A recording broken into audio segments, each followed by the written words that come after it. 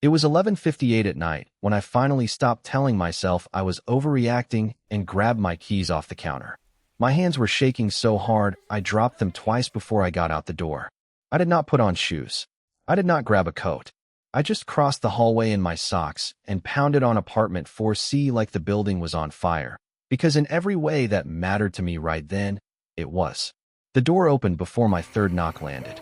Daniel stood there in a gray t-shirt and sweatpants, hair messed up like he had already been asleep, blinking at me like he could not decide if he was dreaming.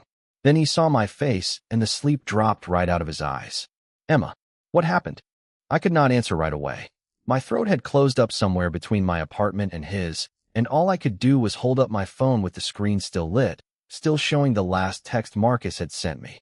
Daniel took one look at it, and I watched something change in his jaw, something quiet and controlled that I would come to recognize later as him deciding not to say what he actually wanted to say. "Come in," he said instead. "Just come in." I had lived across the hall from Daniel Cross for almost a year and a half by that point, and in all that time, our relationship had never gone past hallway small talk and the occasional shared elevator ride. He was the kind of neighbor who took your packages in when you were traveling and left a note instead of asking for anything in return. Quiet, steady, the kind of person you noticed only because he never gave you a reason not to trust him. I had no idea that midnight would be the night that changed, or that showing up at his door with nothing but a phone and a racing heart would end up being the best decision I made in years. My name is Emma Whitfield. I am 34 years old, and 6 months before that night, I had been engaged to a man named Marcus Doyle.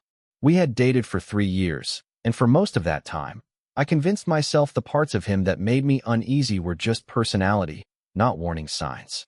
He liked control. He liked knowing where I was. He liked being able to explain, calmly and reasonably, why I was wrong about things I knew, in my gut, I was not wrong about. I called off the wedding 2 months before it was supposed to happen. It was the hardest thing I had ever done, not because I doubted the decision, but because Marcus did not accept it.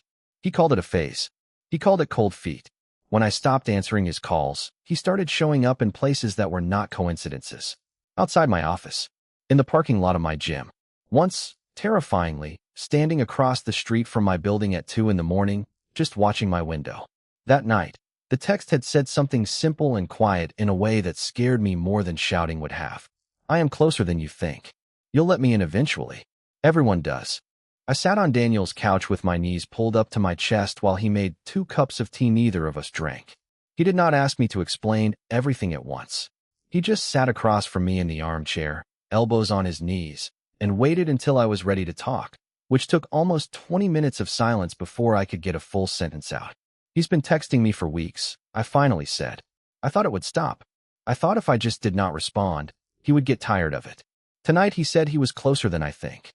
Daniel's face did not change much, but his voice went very careful and very even. "Do you know where he is right now?" "No." "Has he ever come to this building?" "I do not know," I said, and hearing myself say it out loud made the fear feel more real than it had felt alone in my apartment. That is why I am scared. I do not know what he knows. Daniel stood up, walked to his window, and looked down at the street for a long moment before he came back and sat down again, closer this time.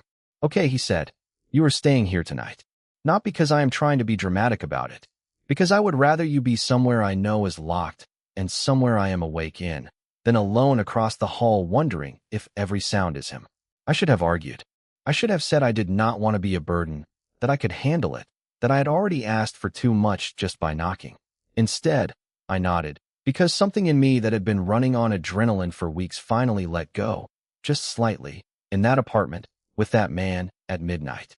He gave me the bed and took the couch, and I lay awake most of the night listening to him not sleep either, both of us pretending for each other's sake that we were fine.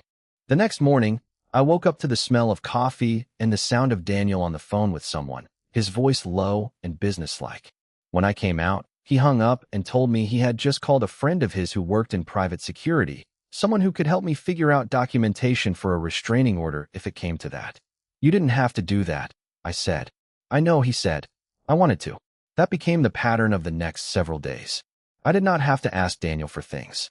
He simply noticed what needed doing and did it, quietly, without making a production of it. He walked me to my car in the mornings before work, not saying much, just being present in a way that made the parking garage feel less like a place where anything could happen. He started leaving his door slightly ajar in the evenings so I would know it was fine to knock if I needed to. No explanation required.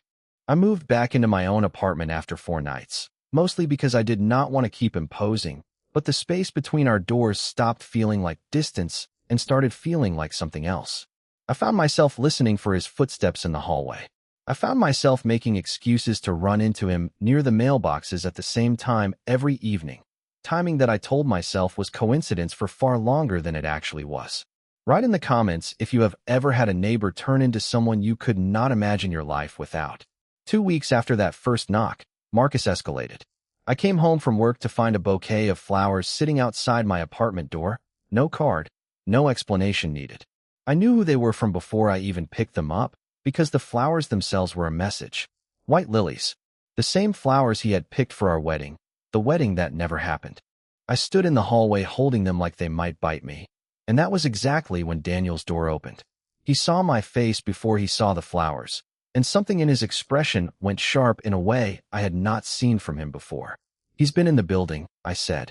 My voice came out smaller than I wanted it to. "He knows exactly which door is mine." Daniel took the flowers gently out of my hands and set them down outside his own door instead of mine. Like even that small act of relocating them was something he could control when nothing else about the situation felt controllable. "We're calling the police," he said. "Not asking. Not maybe. We're doing it now, and I am staying with you until they get here." The officer who came out took a report, looked at my phone, looked at the flowers, and told me honestly that without a direct threat of violence in writing, there was only so much they could do immediately, but he encouraged me to file for a protective order and gave me the paperwork to start. After he left, Daniel sat with me at my kitchen table while I filled out forms with hands that would not stop trembling. He did not try to fix it with words.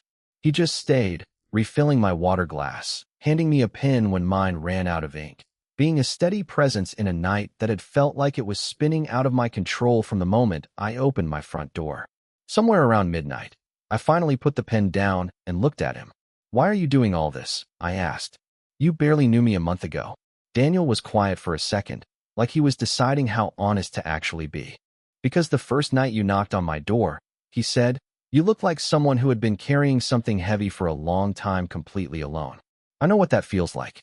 I did not want you to keep carrying it by yourself if I could help it." I did not know then that Daniel had his own history with feeling alone in something difficult. I would learn later that his marriage had ended 2 years earlier, not because of anything dramatic, but because of the same slow erosion that happens when two people stop actually seeing each other. His ex-wife had moved across the country. He had moved into this building afterward because it was close to work and because, in his words, it did not remind him of anything. We did not talk about any of that yet. That night, we just sat at my kitchen table until almost 1 in the morning, talking about nothing important, filling the space where fear had been with ordinary conversation about bad television and worse coffee, until I realized I had laughed for the first time in weeks. Before the order was even granted, there was a night I almost lost my nerve completely. It was a Tuesday, raining hard enough that the whole city seemed to have gone underwater, and I had a work deadline that had eaten my entire weekend and most of my sanity along with it.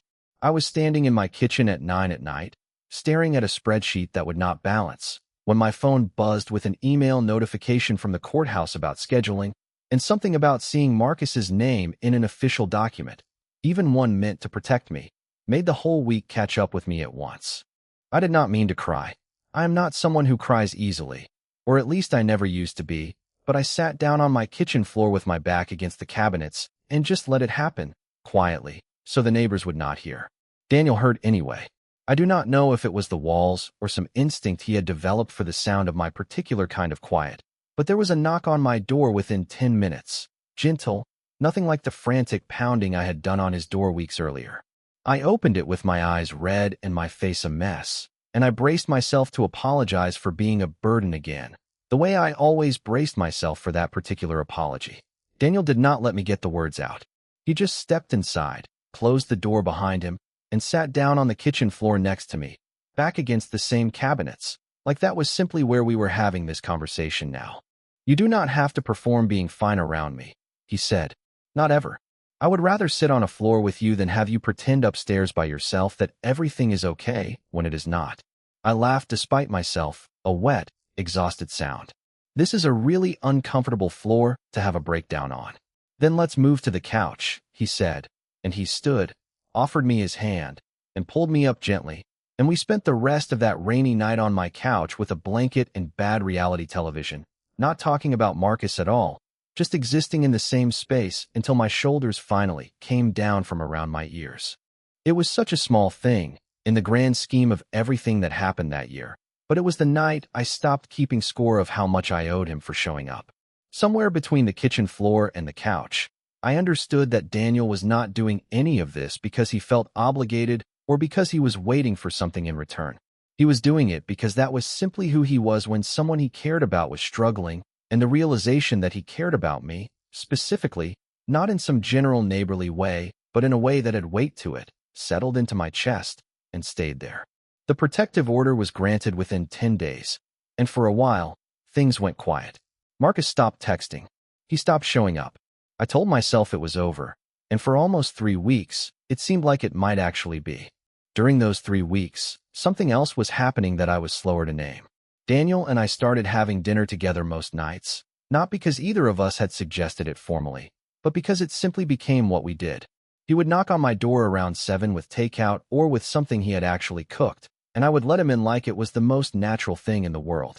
I learned that he took his coffee black and pretended not to care about football, but watched every game his hometown team played with the intensity of a man whose entire week depended on it. He learned that I could not sleep without a fan running, even in winter, and that I always cried at the same part of the same movie no matter how many times I watched it. One evening, we were sitting on my couch after dinner, some show playing quietly in the background that neither of us was actually watching, and Daniel said something that stopped me mid-sentence. "I like this," he said, gesturing vaguely between us. "I like whatever this has become." I looked at him, and for a second, the easy comfort between us went electric in a way that scared me a little. "Daniel," I said carefully, "I am not in a place to know what I want right now.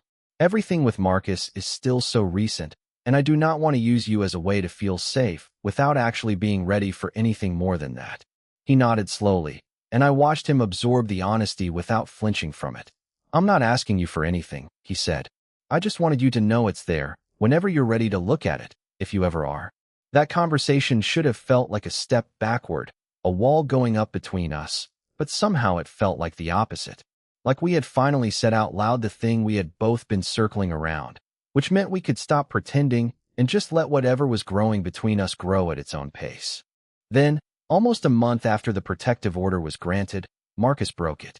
I was leaving work later than usual, the parking garage mostly empty, my footsteps echoing against concrete in a way that had started to feel normal again over the past few weeks. I was fumbling for my car keys when I heard his voice behind me, closer than any stranger should be. "Emma, we need to talk." Every instinct in my body went cold at once. I turned, and there he was, Marcus, standing between me and my car, wearing the calm, reasonable expression he always wore right before he said something that was anything but reasonable. "You cannot be here," I said, forcing my voice to stay level even though my heart was hammering. "There is a restraining order." "I know what you got," he said, taking a step closer. "I just think it's ridiculous. You panicked. You made a decision based on fear instead of thinking clearly, and now you're letting some lawyer tell you that you cannot even talk to the man you were supposed to marry." "Marcus, stop. I love you," he said, and something in his voice cracked in a way I had never heard before, something that almost sounded like real pain instead of manipulation. "I have loved you since the day we met, and I am not going to just let that go because you got scared. I need you to leave right now," I said, pulling out my phone with hands that would not stop shaking. "Or I am calling the police." His face shifted then, fast, from wounded to furious, in a way that told me everything I needed to know about which version of him had been real all along. "You're going to regret this," he said, low and cold. "You're going to realize you threw away the best thing you ever had, and by then it's going to be too late." He left before I finished dialing, tires screeching somewhere out of sight in the parking garage, and I sat in my car for almost 10 minutes afterward, shaking too hard to drive. I called Daniel before I even started the engine. He was waiting outside my building when I pulled in, standing in the cold without a jacket like he had run down the second he heard my voice on the phone. He opened my car door before I had even fully put it in park, and I do not remember getting out of the car so much as I remember suddenly being in his arms, shaking against his chest while he held on like he had no intention of letting go. "I've got you," he said quietly into my hair. "Whatever happens next, I've got you." We filed the police report that night for the violation of the protective order. This time, because it was a direct violation, things moved faster. There was a warrant. There was an arrest 2 days later when Marcus was found sitting in his car outside my office building again, apparently unable to accept that the answer was not going to change no matter how many times he asked the question. I wish I could say that was the end of it, cleanly and simply, but the truth was messier than that. There was a court date. There was a hearing. There was the exhausting, grinding process of having to explain, in front of strangers, exactly how frightened I had been for months, while Marcus sat across the room looking wounded and misunderstood in a way that made my stomach turn. Daniel came to every single hearing. He never said much in the courtroom, never tried to speak for me or fight my battles in front of a judge who needed to hear my own voice, not his. He just sat behind me every time, close enough that I could feel him there, and after each hearing, he was the one who drove me home and sat with me while I fell apart in private. Once the performance of being composed in public was finally allowed to end.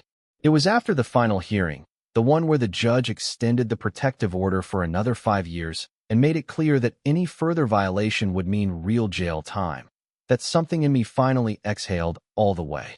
We were sitting in Daniel's car outside the courthouse, engine off, neither of us in a hurry to move. "It's over," I said, mostly to convince myself it was true. "It's actually over." Daniel looked at me for a long moment. "It's over," he agreed. "Whenever you're ready for whatever comes next, I'm still here." I meant what I said months ago. I'm not going anywhere. I looked at him then, really looked at him. The way you look at someone when you finally let yourself see clearly instead of through the fog of fear you have been living in for so long that it started to feel normal. I saw every night he had sat across from me at that kitchen table. Every hearing he had shown up to without being asked twice. Every quiet, steady thing he had done since the night I pounded on his door in my socks with nothing but a lit-up phone screen and a racing heart. "I'm ready now," I said. "I don't want to wait anymore to figure out what this is. I already know." Something in his face opened up in a way I had not seen before, careful hope breaking into something more certain. "Yeah," he said quietly. "Me too." I leaned across the space between the seats, and he met me halfway, and the kiss that followed was nothing like the chaos of the months before it. It was slow and steady and certain, exactly like every single thing Daniel had been since the moment he opened his door to me at midnight and decided, without hesitation, that I was worth staying up for. The months after that were quieter, in the good way. We moved slowly, on purpose, both of us aware of how easy it would be to rush into something built on relief instead of real love, and both of us determined not to make that mistake. We kept having dinner together most nights, except now it was not two neighbors filling space with ordinary conversation. It was something we were choosing, deliberately, every single day. There was one more test in those early months, one I had not expected, and it came from Daniel's side of things instead of mine. About 4 months into us officially being together, his ex-wife, Kristen, called him out of nowhere, asking if they could talk about some paperwork left over from the divorce that had apparently never gotten fully settled. Daniel told me about the call the same evening he got it, sitting across from me at the kitchen table, the same table where I had once filled out protective order forms with shaking hands. "I do not want you to hear about this from anyone but me," he said. "She wants to meet for coffee to sort out some old account stuff. I do not have feelings for her anymore. I just wanted you to know before it happened, not after." I appreciated the honesty more than I could say, but I would be lying if I told you it did not put a small, cold stone in my stomach anyway. I had spent months learning what it felt like to trust someone completely, and some old, scared part of me still flinched at the idea of him sitting across a table from someone who used to know him the way I was starting to. "I trust you," I told him, and I meant it. "But can I ask you something honest?" "Always." "Would you tell me if it felt strange? Seeing her again?" Daniel thought about that for a moment instead of answering too quickly, which I had come to understand was one of the things I loved most about him. The way he actually considered questions instead of rushing to say whatever would make me feel better in the moment.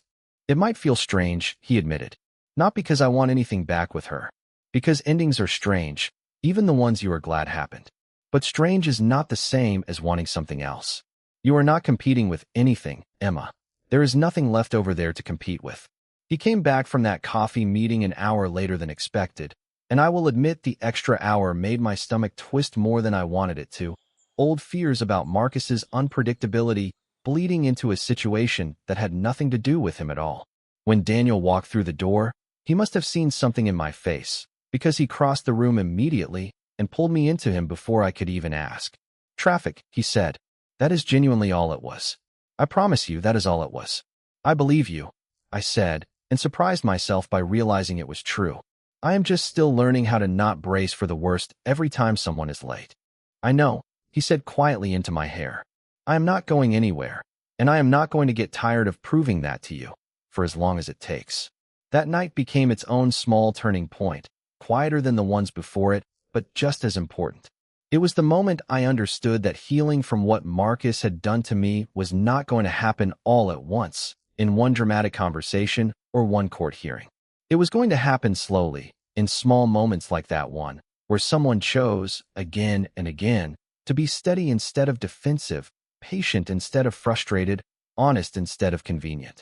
6 months after that final hearing, Daniel gave up his apartment on the other side of the hallway, and we found a place together, a real place, with one door instead of two, in a building that had nothing to do with either of our pasts.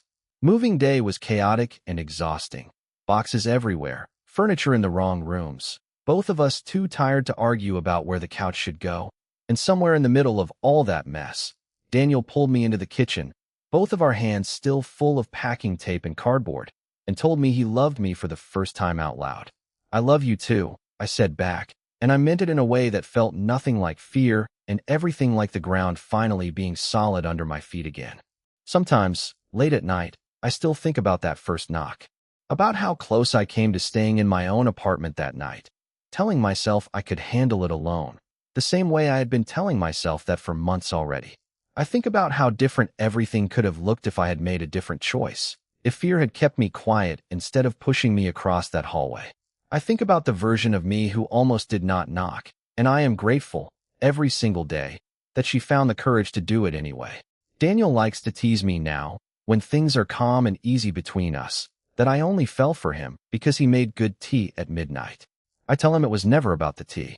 It was about the way he opened that door before I even finished knocking, like some part of him had already been waiting for me to need him, long before either of us understood what we were building. We are getting married in the spring, in a small ceremony with people who actually deserve to be there, in a backyard that belongs to a friend of his who offered it the moment we told her the news. There will be no white lilies. I made that very clear early on, and Daniel laughed and told me he had already assumed as much. Some nights, we still sit exactly where we started, on a couch, half watching something neither of us can remember the plot of later, and I think about how strange it is that the worst night of my life turned into the beginning of the best thing that has ever happened to me. Fear brought me to his door that midnight, but it was not fear that kept me there. It was him. It was the steady, quiet, certain way he showed up, over and over, until showing up simply became who we were to each other. I used to think safety meant being alone, because at least then nobody could hurt me the way Marcus had. I know now that real safety looks nothing like isolation. It looks like a door that opens before you finish knocking. It looks like someone who sits beside you through every hard hearing without needing to be asked twice. It looks like a man in a gray t-shirt, blinking the sleep out of his eyes at midnight, already deciding, before I had even said a word, that whatever I needed, he was going to be there for it. People ask me sometimes, mostly friends who knew me during the worst of it, how I knew Daniel was different, how I knew that walking across that hallway at midnight would not just be trading one kind of danger for another kind of dependence. The honest answer is that I did not know, not for certain, not that first night. I was not thinking about the future when I knocked on his door. I was thinking about surviving until morning. Everything after that, the tea, the tears on the kitchen floor, the hearings, the slow and careful way he let me set the pace of what we became, that was not something I could have predicted from one desperate knock in the dark. It was something that had to be earned, night after night, choice after choice, and Daniel earned it in a way I do not think I will ever be able to fully repay. even though he insists there is nothing to repay at all. I think about Marcus sometimes, less often now than I used to, and when I do, it is with a strange kind of distance, like remembering a bad storm you survived rather than reliving it. I do not wish him harm. I do not think about him with anger anymore, most days. What I feel instead is something closer to gratitude, which surprised me the first time I noticed it. Not gratitude for what he did, never that, but gratitude for the version of me that refused to keep enduring it quietly. That version of me who finally put on socks with no shoes and crossed a hallway instead of staying frozen behind a locked door, telling herself it would pass on its own. It did not pass on its own. Nothing that frightening ever does. It took a knock and an open door and a man willing to stand in it at midnight without asking a single question before he let me in. If there is one thing I would tell anyone listening to this who is standing exactly where I stood that night, phone lit up with something that scares them, too afraid to make noise, too afraid to ask for help, because they have convinced themselves they should be able to handle it alone, it is this. Asking for help is not weakness. Knocking on a door at midnight does not make you dramatic or needy or a burden. Sometimes it makes you brave enough to survive the night, and sometimes, if you are as fortunate as I was, it makes you brave enough to find the rest of your life standing right there on the other side of it. Daniel and I still live in that apartment we chose together, the one with a single door instead of two. Some mornings I still find myself listening for footsteps in the hallway out of habit, old instinct from a year I am glad is behind me. And then I remember I do not have to listen anymore, because he is already here, asleep beside me, steady as ever, exactly where he has chosen to be every single day since that midnight knock changed both of our lives for good. And he still is, every single day since.